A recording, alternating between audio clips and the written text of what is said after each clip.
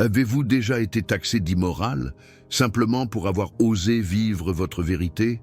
Avez-vous déjà croisé ce regard désapprobateur, parce que vous avez refusé de vous plier à des règles qui vous semblaient absurdes, vides de sens? Avez-vous déjà ressenti le poids écrasant du jugement collectif, parce que vous ne rentriez pas dans le moule, ce moule que la société avait méticuleusement préparé pour vous? Si vous êtes ici, c'est probablement que vous avez déjà vécu ça, et vous vous demandez sûrement pourquoi votre authenticité, cette authenticité profonde, est perçue comme une menace. Pourquoi votre liberté intérieure dérange-t-elle si profondément ceux qui errent, prisonniers de chaînes invisibles?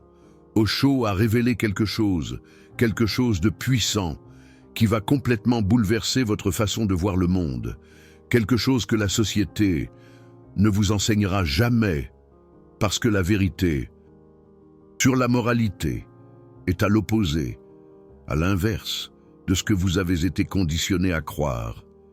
Dans les prochaines minutes, vous allez enfin comprendre pourquoi les personnes éveillées sont automatiquement cataloguées comme immorales.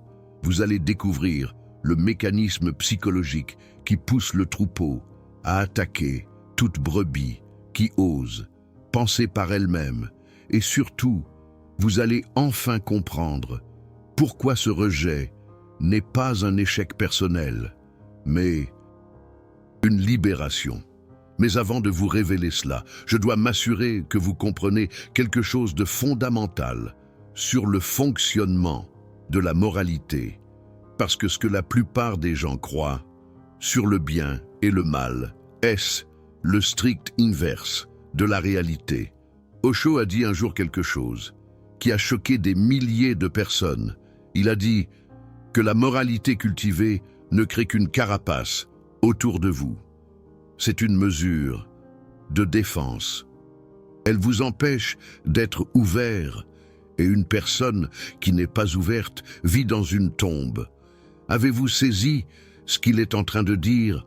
La personne qui cultive la moralité, qui suit les règles, simplement parce qu'on lui a appris à le faire, cette personne n'est pas vraiment vivante, elle est prisonnière d'un personnage, elle porte un masque approuvé par la société, et ce masque est son cercueil pendant qu'elle respire encore. Mais voici le paradoxe que personne ne vous révèle. La société a besoin de ce masque. Elle a besoin que vous portiez cette carapace. Parce que si vous êtes authentique, si vous agissez à partir de votre conscience réelle, au lieu de suivre des scripts appris par cœur, vous devenez dangereux. Dangereux. Non pas parce que vous ferez du mal à qui que ce soit. Dangereux. Parce que vous montrerez qu'il est possible de vivre autrement. Et cela est intolérable pour ceux qui ont choisi de rester endormis. Osho a expliqué cela d'une manière qui résonne encore des décennies plus tard. Il a dit que la moralité qui vient avec effort est immorale. La moralité qui vient sans effort est la seule moralité qui existe. Pensez-y. Un instant, si vous devez faire des efforts pour être bon, vous n'êtes pas bon. Vous êtes en train de jouer. Vous êtes en train de reprimer. Vous dépensez de l'énergie pour maintenir une façade qui ne correspond pas à ce que vous ressentez vraiment. Et la société appelle ça de la vertu. Et quand quelqu'un agit naturellement, quand quelqu'un est gentil, parce que c'est sa nature, et non parce qu'on lui a ordonné de l'être, quand quelqu'un est honnête, parce que le mensonge n'a tout simplement aucun sens pour lui, cette personne est perçue avec méfiance, parce qu'elle ne suit pas le script. Laissez-moi vous raconter ce que la recherche en psychologie sociale a découvert à ce sujet, parce qu'il n'y a pas que Osho qui le dit, la science le confirme. Des études montrent que lorsque des personnes ne se conforment pas à leur groupe, lorsqu'elles sont différentes, elles sont moins aimées et même punies par le groupe. Peu importe. Si la personne a raison, peu importe. Si la personne est plus éthique que tous les autres. Le simple fait d'être différent active quelque chose de primitif dans le cerveau collectif. Et vous savez, ce qui est le plus troublant? Des recherches menées auprès d'enfants ont montré que même les plus jeunes attendent et valorisent la conformité, même dans des scénarios extrêmes, comme se conformer à une norme immorale. Vous avez bien entendu, les enfants sont programmés, dès leur plus jeune âge, pour valoriser ceux qui suivent le groupe. Même lorsque le groupe fait quelque chose de mal, ce conditionnement est si profond qu'il se produit avant même que nous développions notre pensée critique. Mais attendez, parce que voici la partie qui va vous faire tout remettre en question.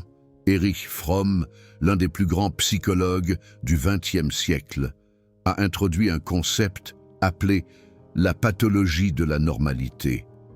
Il a soutenu que la conformité généralisée peut se manifester comme une maladie sociale caractérisée par l'aliénation.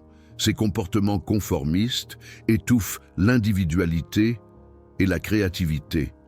Et il a suggéré que s'écarter des normes n'est pas intrinsèquement problématique, mais essentiel pour la croissance personnelle et l'évolution sociale. En d'autres termes, la personne que la société qualifie d'immorale parce qu'elle est différente pourrait bien être la personne la plus saine du groupe. Et le groupe, dans sa normalité collective, pourrait être profondément malade. Osho le savait. C'est pourquoi il n'enseignait pas la moralité. C'est pourquoi il provoquait. C'est pourquoi il était perçu comme une menace par les religions organisées et les gouvernements du monde entier. Il ne promouvait pas l'immoralité. Il promouvait quelque chose de bien plus dangereux, la conscience. Et la conscience ne peut pas être contrôlée. Maintenant, je dois vous expliquer pourquoi la personne qui s'éveille devient spécifiquement une cible, parce que ce n'est pas n'importe quel rebelle qui dérange autant, c'est un type spécifique de personne. Osho a dit que vous pouvez être moral sans être méditatif, mais l'immoralité sera toujours juste derrière vous. Comme une ombre, elle vous suivra, et votre moralité ne sera que superficielle, parce que votre moralité ne peut être imposée de l'extérieur. Et que lorsque vous êtes endormi, c'est ça la clé, la personne qui dort peut être modelée, elle peut recevoir des règles de l'extérieur et les suivre mécaniquement. Elle peut être contrôlée par la culpabilité, la peur, la honte, mais la personne qui s'éveille, la personne qui commence à voir la réalité telle qu'elle est, au lieu de telle qu'on lui a appris à la voir. Cette personne devient impossible à contrôler par les moyens traditionnels. Et que fait la société avec ce qu'elle ne peut pas contrôler? Elle étiquette, elle marginalise, elle traite d'immoral, de fou, de dangereux, de rebelle sans cause. Mais voici ce qu'ils ne vous disent pas. La personne éveillée ne rejette pas la moralité. Elle transcende la moralité imposée et trouve une moralité beaucoup plus profonde, une moralité qui jaillit naturellement de la conscience. Osho a expliqué cela avec une clarté brutale. Il a dit qu'il n'enseigne la moralité d'aucune façon. La moralité devrait venir d'elle-même. Il enseigne directement l'expérience de votre propre être. Lorsque vous devenez plus silencieux, plus serein, plus calme et plus tranquille, lorsque vous commencez à comprendre votre propre conscience, lorsque votre être intérieur devient plus centré, vos actions reflèteront la moralité. Vous percevez l'inversion. Ici, la société dit « Soyez moral d'abord, et peut-être trouverez-vous la paix ». Osho dit « Trouvez la paix d'abord, et la moralité, authentique, émergera naturellement ». Et pourquoi la version de la société ne fonctionne-t-elle pas? Parce que la moralité forcée génère de la tension, génère un conflit interne, génère cette sensation constante que quelque chose cloche, que vous êtes en train de vous trahir. Même pour plaire aux autres, Osho a dit qu'une moralité qui vient avec effort ne laisse à la personne que deux alternatives. Si elle est honnête, elle va devenir folle. Si elle est malhonnête, elle va devenir un hypocrite. Regardez autour de vous. Combien de personnes connaissez-vous qui entrent dans l'une de ces deux catégories? Combien deviennent lentement fous à force d'essayer de suivre des règles qui contredisent leur nature profonde? Combien font semblant d'être quelqu'un qu'ils ne sont pas, menant une double vie, une pour l'apparence et une autre cachée? C'est le résultat de la moralité cultivée. Et la société célèbre ça, elle appelle ça la maturité, elle appelle ça la responsabilité, elle appelle ça être un bon membre de la communauté. Et quand quelqu'un refuse de jouer ce jeu, quand quelqu'un dit qu'il préfère être authentique même si cela signifie être rejeté, immoral. Mais laissez-moi vous montrer l'autre côté de cette pièce. Parce qu'il existe une raison pour laquelle la société réagit avec autant de force contre ceux qui s'éveillent. Quand vous vivez de manière authentique, vous devenez un miroir. Et les miroirs montrent la réalité. Et la réalité, pour ceux qui vivent dans l'illusion, est trop douloureuse à supporter. La personne qui suit des règles mécaniquement, qui réprime ses désirs, qui fait semblant d'être ce qu'elle n'est pas. Cette personne investit une quantité énorme d'énergie pour maintenir la façade. Et quand elle rencontre quelqu'un qui existe simplement sans avoir besoin de cette façade, quelque chose à l'intérieur d'elle s'effondre, elle peut réagir avec colère, avec jugement, avec des tentatives de vous ramener de force dans le moule. Elle peut vous traiter d'immoral, d'égoïste, d'irresponsable. Mais ce qu'elle est en train de dire en réalité, c'est « Pourquoi arrives-tu à être libre et pas moi? Pourquoi n'as-tu pas besoin de faire semblant comme moi? Pourquoi ta simple existence me fait-elle remettre en question tout ce que j'ai construit ?» Osho a mis en garde contre cela. Il a dit que toutes les religions ont exploité l'idée de la moralité. Par moralité, les religions veulent dire que vous devez être vrai, honnête, charitable, compatissant, non violent, avant de pouvoir devenir religieux. Et il a dit que tout ce concept est à l'inverse. Selon lui, à moins que vous ne soyez religieux, vous ne pouvez pas être moral. La religion vient en premier. La moralité n'est qu'un sous-produit. Si vous faites du sous-produit l'objectif du caractère humain, vous allez créer une humanité perturbée et misérable. Et regardez autour de vous, n'est-ce pas exactement ce que nous voyons? Une humanité perturbée et misérable. Et pleine de gens essayant d'être moraux de la mauvaise manière. Maintenant, je dois vous montrer comment cela s'applique spécifiquement à vous. Parce que comprendre le concept n'est pas suffisant. Vous devez voir comment cela opère dans votre vie. Pensez à toutes les fois où vous avez été jugé pour ne pas avoir suivi les attentes, pour avoir choisi un chemin différent, pour avoir remis en question les traditions, pour avoir refusé de participer à des rituels sociaux qui n'avaient aucun sens pour vous. À chacun de ces moments, la société était en train de vous dire que vous êtes immoral, que vous avez tort, que vous devriez vous conformer. Et probablement, dans au moins certains de ces moments, vous avez douté de vous-même. Vous avez pensé que peut-être ils avaient raison, que peut-être vous devriez simplement avaler vos questionnements et faire ce que tout le monde fait. Mais voici la vérité que Osho a révélée. Cet élan de questionner, cette incapacité de simplement accepter ce qui vous a été donné. Cette sensation que quelque chose ne va pas dans le système et pas chez vous. Tout cela sont des signes que vous êtes en train de vous réveiller. Et s'éveiller dans une société de gens qui dorment, c'est être vu comme anormal, comme une menace, comme immoral, parce que la moralité de la société est basée sur l'obéissance. Et vous ne pouvez plus obéir aveuglément. Vous venez de comprendre pourquoi votre authenticité dérange autant, pourquoi votre simple existence, sans masque, sans personnage, sans performance, est vue comme une provocation. Les personnes éveillées n'ont pas besoin de faire quelque chose de mal pour être classées comme immorales.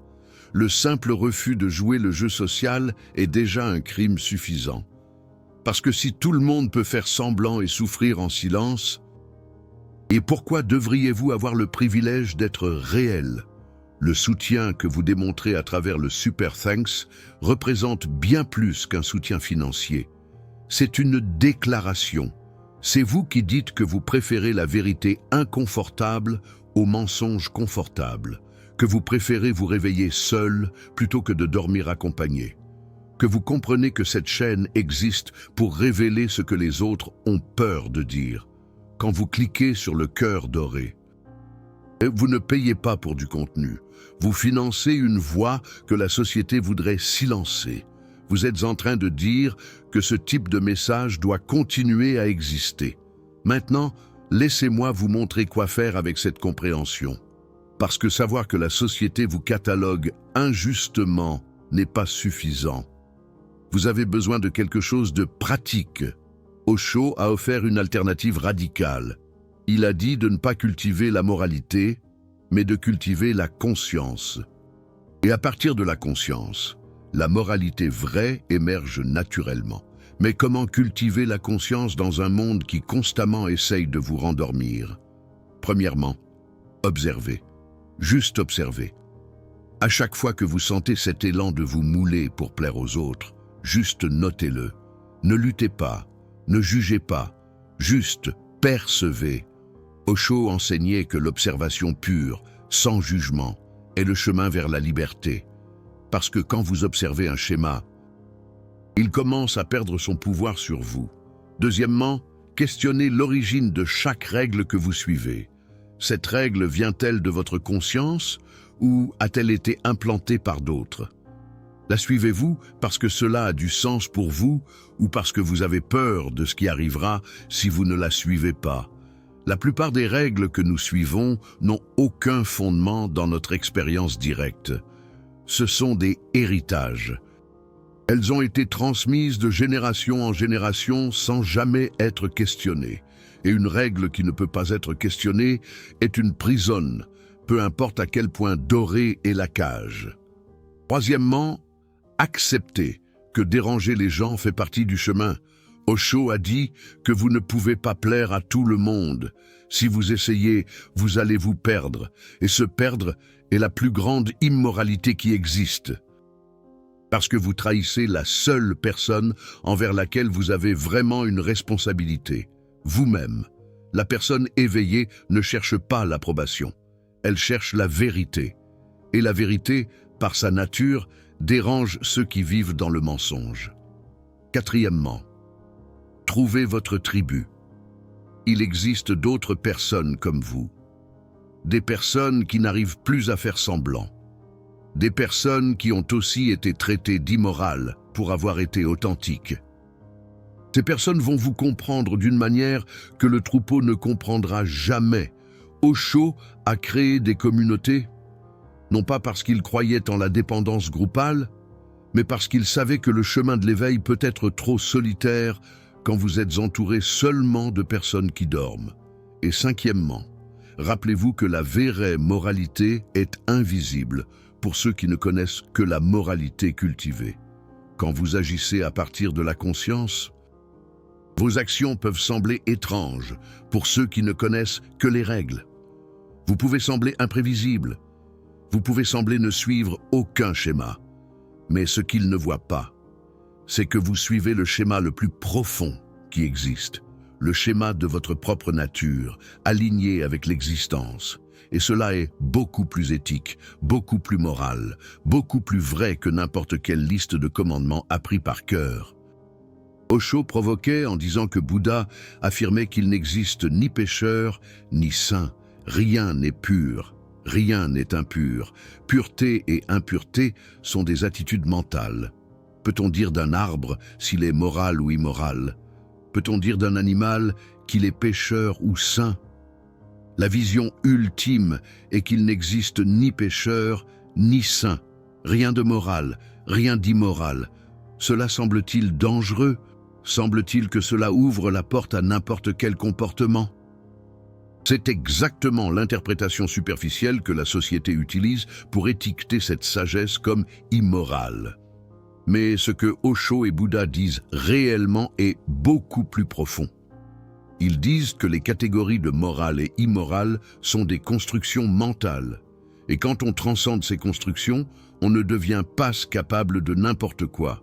On devient incapable de faire le mal, parce que faire le mal requiert de l'inconscience, requiert d'être endormi, requiert d'agir à partir de programmation, de réaction, de peur. La personne vraiment consciente n'a pas besoin de règles lui disant de ne pas blesser les autres.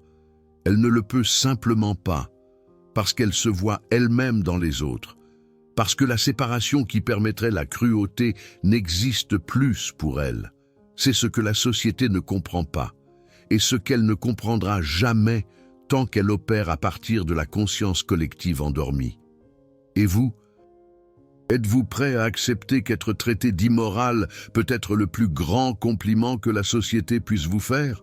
Que ce rejet est en réalité la confirmation que vous êtes sur le bon chemin?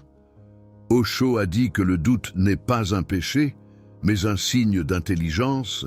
Vous n'êtes responsable d'aucune nation, d'aucune église, d'aucun Dieu. Vous êtes responsable d'une seule chose, la connaissance de soi. Et la connaissance de soi vous mène à des endroits que la moralité conventionnelle ne peut pas suivre. Elle vous mène au-delà du bien et du mal tels que la société les définit. Elle vous mène vers un endroit où vos actions découlent de votre nature, et non de la peur de la punition ou du désir de récompense. C'est le lieu de la vraie moralité, le lieu qu'Osho a désigné, le lieu que la société appelle immoral, parce qu'elle ne parvient pas à le comprendre. Mais laissez-moi aller encore plus loin maintenant, parce qu'il existe un niveau de cette conversation que peu sont prêts à entendre. La société n'étiquette pas les personnes éveillées comme immorales, seulement par accident. Il existe une fonction dans cette étiquette. Il existe un but. Et quand vous comprenez ce but, vous comprenez tout le jeu. L'étiquette d'immoral sert à isoler. Elle sert à faire douter la personne d'elle-même. Elle sert à créer le doute là où il y avait auparavant de la certitude. Pensez-y, vous viviez votre vérité, vous vous sentiez bien avec vous-même, et soudain, quelqu'un vous a regardé avec désapprobation, quelqu'un a fait un commentaire, quelqu'un a dit que vous aviez tort, et soudain, cette certitude que vous aviez a vacillé, même si ce n'est que pour un moment. Ce n'est pas une coïncidence, c'est de l'ingénierie sociale. C'est le mécanisme par lequel le troupeau tente de maintenir tout le monde en ligne. Stanley Milgram, l'un des psychologues les plus influents du XXe siècle, a mené des expériences qui ont révélé quelque chose de troublant sur la nature humaine. Il a montré que la plupart des gens obéiront aux figures d'autorité, même lorsqu'on leur demande de faire des choses qui vont à l'encontre de leur conscience. La plupart se conformeront, suivront les ordres. Ignoreront ce qu'ils savent être juste au profit de ce qu'on leur a ordonné de faire. Et les quelques-uns qui refusent, ceux qui disent non, ceux qui suivent leur conscience même sous la pression, ce sont ceux que la société doit étiqueter, qu'elle doit marginaliser, qu'elle doit traiter d'immoraux, de rebelles, de problématiques. Parce que si ces quelques-uns sont célébrés, s'ils sont vus comme des exemples, tout le système de contrôle commence à s'effondrer. Vous voyez ce qui se passe. La personne éveillée n'est pas traitée d'immorale parce qu'elle a fait quelque chose de mal. Elle est traitée d'immorale parce qu'elle représente une menace pour l'ordre établi. Parce que sa simple existence prouve qu'il est possible de vivre autrement. Et cela ne peut pas être toléré. Osho a été persécuté par des gouvernements. a été emprisonné, a été expulsé, a été empoisonné, selon certains témoignages. Pourquoi? Parce qu'il enseignait la violence, parce qu'il encourageait les crimes. Non, parce qu'il apprenait aux gens à penser par eux-mêmes. Et c'est le crime impardonnable dans une société qui dépend de l'obéissance aveugle. Maintenant, je dois vous montrer quelque chose d'encore plus profond, parce que comprendre le jeu social ne suffit pas. Vous devez comprendre ce qui se passe à l'intérieur de vous lorsque vous êtes traité d'immoral. Il y a une partie de vous, une partie très ancienne, qui a été programmée pour craindre le rejet du groupe. À l'époque des cavernes, être expulsé du groupe signifiait la mort. Nos ancêtres, qui ne se souciaient pas de l'approbation sociale, sont simplement morts. Ils n'ont pas transmis leur gène. Vous avez donc hérité d'un système nerveux qui réagit à la désapprobation sociale comme s'il s'agissait d'une menace de mort. Littéralement, les mêmes zones du cerveau qui traitent la douleur physique s'activent lorsque vous ressentez un rejet social. Cela signifie que lorsque quelqu'un vous traite d'immoral, votre corps réagit comme s'il était attaqué physiquement. Votre cœur s'accélère, vos muscles se tendent, l'hormone du stress inonde votre système. Et cela a du sens sur le plan de l'évolution. Nos ancêtres avaient besoin de cette réponse pour survivre. Mais maintenant, être différent ne signifie pas la mort. Maintenant, être expulsé d'un groupe signifie simplement que vous allez trouver un autre groupe, ou que vous allez découvrir que vous pouvez très bien vivre seul. Le problème est que votre cerveau n'a pas encore reçu cette mise à jour. Il fonctionne toujours avec un logiciel vieux de 100 000 ans. Et ce logiciel dit que la désapprobation sociale est une urgence maximale. Osho comprenait cela. C'est pourquoi il insistait tant sur la méditation, parce que la méditation est le processus d'observation de ces réactions automatiques sans se laisser entraîner par elles, et de créer un espace entre le stimulus et la réponse, et de mettre à jour ce logiciel ancien pour qu'il fonctionne dans le monde moderne. Quand quelqu'un vous traite d'immoral et que vous parvenez à observer votre propre réaction au lieu d'être dominé par elle, quelque chose de magique se produit. Vous réalisez que la réaction n'est qu'une réaction, ce n'est pas la vérité, elle ne définit pas qui vous êtes. Et dans ce moment d'observation, vous vous libérez. Vous ne vous libérez pas complètement de la douleur. Il y aura probablement toujours un certain inconfort lorsque vous serez rejeté. Mais vous vous libérez de la tyrannie de cette douleur. Vous vous libérez de devoir changer qui vous êtes juste pour éviter cet inconfort. C'est ce qu'Osho appelait le témoin, l'observateur intérieur qui voit tout mais ne s'identifie à rien. Et à partir de ce lieu de témoin, vous pouvez enfin vivre de manière authentique sans être l'otage des opinions des autres. Laissez-moi vous donner une pratique spécifique pour cela. Quelque chose que vous pouvez faire aujourd'hui, maintenant, dans les prochains jours. Chaque fois que vous sentez que vous avez été jugé, que vous avez reçu ce regard de désapprobation, que vous avez été étiqueté comme différent ou faux, arrêtez-vous, ne réagissez pas immédiatement, ne vous défendez pas, ne contre-attaquez pas, ne vous repliez pas sur vous-même, arrêtez-vous simplement et observez. Observez les sensations dans votre corps. Où ressentez-vous la réaction? Dans la poitrine, dans l'estomac, dans la gorge. Notez-le simplement, sans juger, sans essayer de changer quoi que ce soit. Observez les pensées qui surgissent. Probablement des pensées de défense, ou de doute sur vous-même, ou de colère contre celui qui vous a jugé.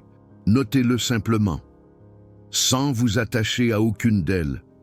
Et ensuite, respirez profondément, consciemment. Et de là où vous êtes maintenant, de cette position d'observateur, regardez la situation à nouveau. Le jugement vous semble-t-il encore aussi important? La désapprobation a-t-elle encore autant de pouvoir? Probablement pas. Parce que vous venez de faire quelque chose qui change tout. Vous avez créé une distance entre vous et la réaction, et dans cette distance se trouve votre liberté. Osho disait que, entre le stimulus et la réponse, il existe un espace. Et dans cet espace se trouve notre pouvoir de choisir notre réponse. Et dans cette réponse se trouve notre croissance et notre liberté. C'est cela, la pratique, simple à comprendre, difficile à se rappeler sur le moment. Mais plus vous pratiquez, plus cela devient naturel. Et un jour, vous allez réaliser qu'être traité d'immoral ne vous affecte plus de la même façon. Pas parce que vous êtes devenu insensible, mais parce que vous avez finalement compris que l'opinion des autres sur vous n'est pas votre responsabilité. Votre seule responsabilité est de vivre en accord avec votre propre conscience. Et si cela incommode les autres, le problème est leur. Maintenant, laissez-moi vous parler d'un dernier aspect de cela qui est rarement abordé. La personne vraiment éveillée non seulement tolère d'être traitée d'immoral, mais elle finit par en remercier, parce que chaque fois que quelqu'un vous étiquette ainsi, cette personne vous montre quelque chose. Elle vous montre les limites de sa propre conscience. Elle vous montre à quel point elle est encore prisonnière de ses conditionnements. Elle vous montre exactement où vous avez déjà transcendé et où elle n'en est pas encore. Et ce n'est pas une raison d'arrogance, c'est une raison de compassion. La personne qui vous juge comme immorale souffre. Elle est prise au piège, dans une cage de règles qu'elle n'a pas elle-même choisie. Elle essaie de vous tirer à nouveau dans cette cage, parce que votre liberté lui rappelle sa propre prison. Osho avait de la compassion, même pour ses plus grands critiques. Parce qu'il voyait qu'ils étaient des victimes, autant que n'importe qui d'autre, victimes de conditionnement, victimes de peur, victimes d'une société qui les a programmés pour attaquer tout ce qui est différent. Et quand vous réussissez à voir vos critiques de cette façon, quelque chose à l'intérieur de vous s'adoucit, la nécessité de vous défendre diminue, la colère se transforme en compréhension. Vous n'avez pas besoin d'être d'accord avec ceux qui vous critiquent. Vous n'avez pas besoin d'accepter les étiquettes qu'on vous donne, mais vous pouvez reconnaître qu'ils font de leur mieux avec la conscience qu'ils ont. Et à partir de cette reconnaissance, vous pouvez continuer à être qui vous êtes, sans amertume, sans ressentiment, sans nécessité de prouver quoi que ce soit. C'est cela, la vraie liberté. Pas la liberté de faire ce que vous voulez, mais la liberté d'être qui vous êtes, sans que l'opinion d'autrui ne détermine votre valeur. Et cela, ironiquement, est exactement l'opposé de ce que la société appelle immoralité. C'est l'expression la plus pure d'une conscience intègre, centrée, éveillée. Dans les commentaires ci-dessous, je veux que vous partagiez quelque chose. Racontez-nous une fois où vous avez été jugé comme immoral, pour simplement être vous-même, pour suivre votre conscience au lieu de suivre le troupeau. Je ne vous demande pas de confesser des péchés. Je vous demande de célébrer des moments où vous avez choisi l'authenticité plutôt que l'approbation. Des moments où votre supposée immoralité était en réalité la chose la plus éthique que vous pouviez faire. Parce que lorsque nous partageons ces histoires, nous brisons l'isolement. Nous nous montrons les uns aux autres que nous ne sommes pas seuls dans ce voyage. Et cela, en soi, est un acte révolutionnaire. Dans un monde qui veut que nous nous sentions honteux d'être qui nous sommes, Osho n'a jamais demandé pardon pour être qui il était, et vous non plus. Vous n'avez pas à le faire.